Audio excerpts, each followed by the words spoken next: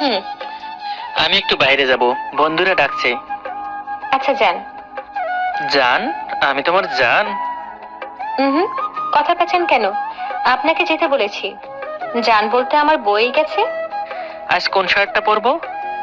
ঘু কালারটা পরে যান। এত রেগে আছো কেন? কই না তো, যেটা পড়েছেন সেটা পরেই যান। কাল আমার আব্বু আম্মু আসবে মা বাবাকে বিদায় দিতে, আমি ওদের সাথে বাসায় চলে যাব। যেও, নিয়ম অনুযায়ী আমাকেও তোমার সাথে যেতে হয়, কিন্তু আমার এসব ফর্মালিটি একদমই ভাল লাগে না। তাছাড়া আমি মেবি পরশু থেকে ডিউটিতে যাব, তুমি একাই বাড়ি যেও। আচ্ছা। তন্ময় বেরিয়ে গেল।